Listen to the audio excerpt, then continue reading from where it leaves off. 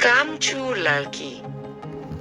एक गांव में एक लड़की रहती थी जिसका नाम नीलो था। नीलो बहुत प्यारी और होशियार थी, लेकिन एक मसला था।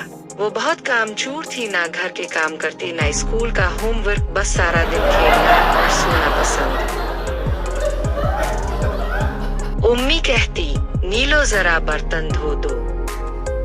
नीलो जवाब देती, उम्मी बाद में करूंगी। अबू बोलते, बेटा जरा किताबें तो पढ़ लो। वो कहती, अबू कल से। एक दिन स्कूल में टीचर ने ऐलान किया, कल हर बच्चा एक कहानी लिखकर लाएगा। जो अच्छी कहानी लाएगा इससे इनाम मिलेगा।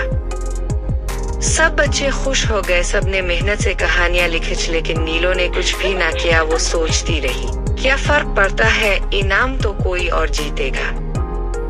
अगले दिन सब बच्चों ने अपनी कहानियां सुनाई। किसी ने शेर की कहानी सुनाई, किसी ने परियों की, सब ने तालियां बजाई। जब नीलो की बारी आई तो वो शर्मा गई, इसके पास कोई कहानी ना थी। टीचर ने नरमी से कहा, देखो बच्चों, जो मेहनत करता है वही कामयाब होता है।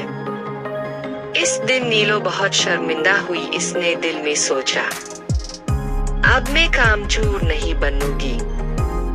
अगले दिन से वो वक्त पर उठने लगी, उम्मी की मदद करने लगी और पढ़ाई पर ध्यान देने लगी। जल्द ही वो सबकी पसंदीदा और मेहनती बच्ची बन गई। सबा, मेहनत करने से ही इज्जत और कामयाबी मिलती है।